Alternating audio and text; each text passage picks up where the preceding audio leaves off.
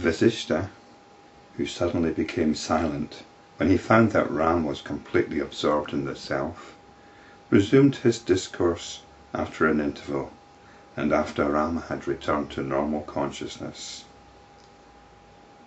O Rama, you are thoroughly awakened and you have gained self-knowledge. Remain forever in this exalted state. Do not get involved in this world appearance. So Ram has gained self-knowledge.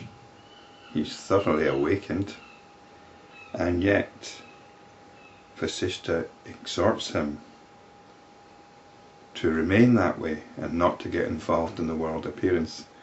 So it seems that there is a possibility, even after having realized this exalted state, even after being thoroughly awakened, that there's a possibility of getting caught up again in the world appearance. This wheel of world appearance, the wheel of birth and death of all things, has ideas, thoughts or notions for its hub. When these are arrested, the world appearance ceases too. What gets arrested, what ceases, is our belief in the reality of these notions, ideas, thoughts. We're not taken in by them anymore. So that's what gets arrested. We no longer get taken in by the delusion or the illusion. If one uses his will force to arrest the wheel, it continues to resolve if the distractions caused by thoughts do not cease. Hence, one should restrain the hub, the thoughts and notions, having resort to supreme self-effort, strength, wisdom and common sense. These are the factors that need to be brought into play. You can't just stop your thoughts, and this is how this teaching is often misconstrued. What you look at is your involvement with these thoughts, with these notions. You look at your tendency to get involved in them.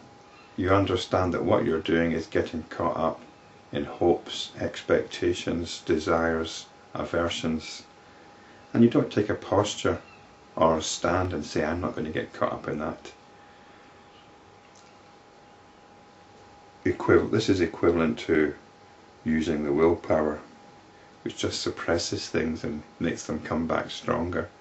You need to observe your tendencies to get involved in your own notions. You need to understand what your notions are, what you're identifying with, what you believe in, and how these notions actually cause you suffering. These notions by themselves are not the problem, any more than money is the root of evil. It's attachment to these notions. It's a desire for them to be true that is the cause of all suffering. So this is where you need self-effort, strength, wisdom and common sense. We don't want to inflict another notion on all our notions. This is the grave mistake of people that are supposedly following a spiritual path. They start subscribing to what you might call higher notions, and then trying to impose these notions on all the other notions that they've got. But they're getting even further removed from reality. They're getting further removed from truth. Reality and truth is about what is actually going on. And usually the spiritual person is no more in touch with it than the ordinary person who's just going about their daily life. Neither of them is in touch with what is really going on. And what is really going on is this immense storytelling that we create and get involved in. What is not achieved by such concerted action is not achieved by any other means. Hence, one should abandon the false dependence on divine intervention, which is in fact the creation of the immature, childish mind, and with one's intense self-effort, one should gain mastery over the mind. Again, this mastery is not about getting the mind to behave in certain ways. It is about stepping back from the mind.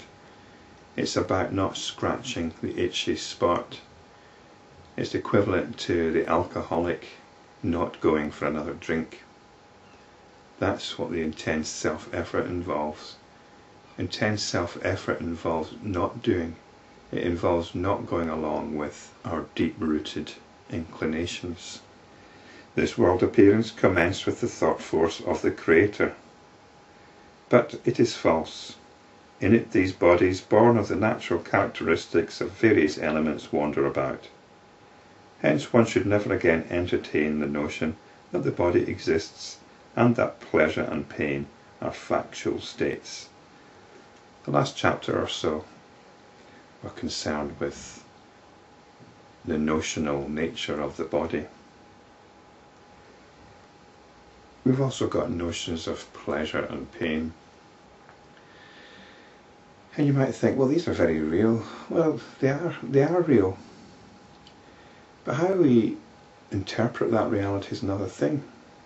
If you've witnessed hypnosis, you can see that people can be led into bypassing or transforming the experience of pain by words alone. And of course, you get a lot of people who actually derive sexual pleasure from pain. Whatever you might think of such people, they do have a completely different experience of or relationship with pain and pleasure. So there's no doubt that there are sensations going on, but the stories that we build around these sensations are another thing. So there are these sensations, but pleasure and pain, what exactly pleasure and pain are open to interpretation, and they depend on what kind of story we're subscribing to.